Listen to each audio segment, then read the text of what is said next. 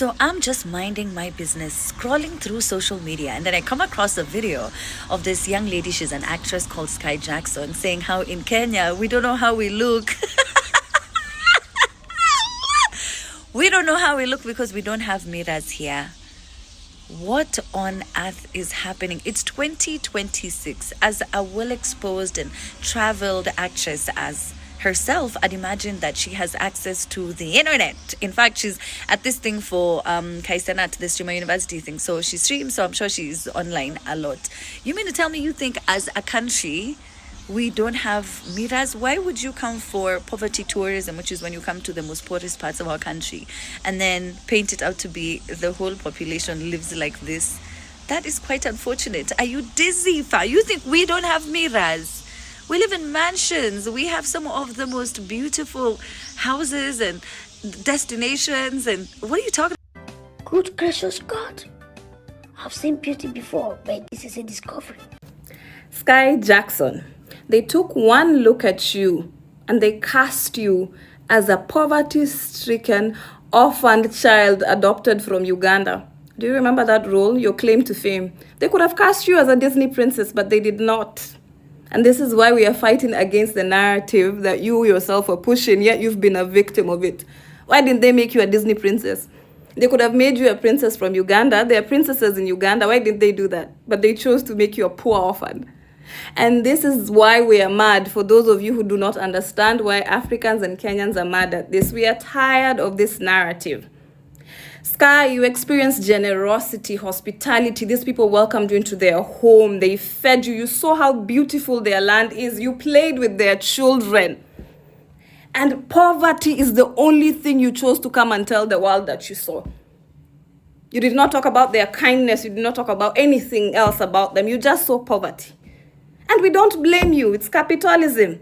Because you count wealth in possessions and consuming things.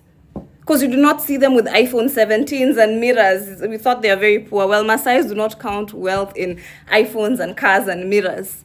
They count wealth in family. They count wealth in community. They count wealth in the number of children that they have. They count wealth in the number of cows that they have and the amount of land that they have. Did you see cows and goats in that village? That is wealth. Do you know how many cows one Maasai man can have? Hundreds.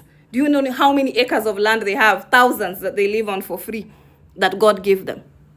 Those are the people you're coming to call poor. And Africans are tired of this narrative. We know our countries are poor. You remind us every 5 minutes. Okay? So we are not just angry at Sky Jackson. We're just angry at the idea and how the world perceives Africa. And this is the same world that meets in the UN to discuss Africa. They sit on the table to discuss our future, and we are not even invited to these meetings. We don't even have representatives in these meetings. This is the same world that laughs at Africa for being poor. You know why we are poor.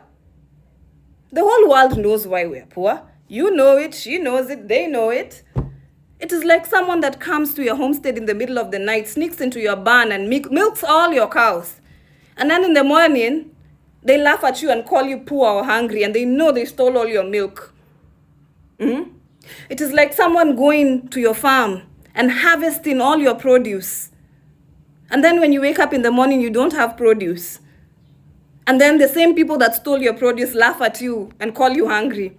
And they know who took your produce and they know why you're hungry.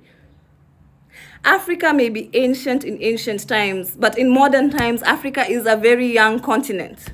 Most African countries are about 50 to 60 years old. If you compare that with America, that is 250 years old. If you compare that with European countries that are hundreds and hundreds and hundreds of years old. Our modern day republics are only 50. Our parents in the 60s were born under colonial rule. Our grandparents were born under colonial occupation. Some of them were put in those camps where they put people that they deem as rebellious or defiant to governments. The colonial governments put our grandparents in camps. So we are just now learning this system that was forced on us, that was not for us. We are just now learning it, and we are fixing it. And there are very big things coming out of Africa today. If you go to Kenya today, there's so much infrastructure being developed. Schools are being built. Healthcare is being built. It's not perfect, but it's coming.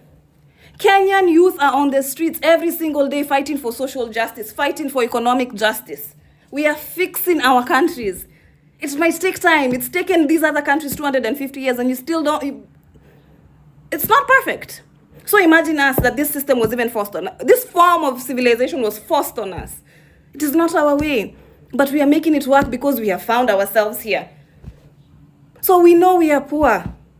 But we know we are more than poverty. We refuse that identity as Africans. We reject it.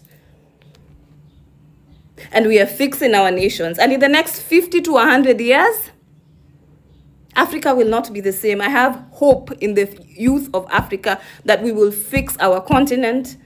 And one day we will all go home and fix our place and live happily without being called beggars by the very people who stole from us. By the very people who colonized us. Europe, how can you talk and call Africa poor while everything that you have is built on African backs? So we are hungry, we are poor. We may be hungry, we can manage our hunger. We may be poor, we can manage our poverty. Please, give us time to catch up with the rest of the world. You know why we are here. And that's why posting, showcasing lifestyles like this, homes like this, cars like this, neighborhoods like this is the only way to break the cycle of that constant image they have of Africa.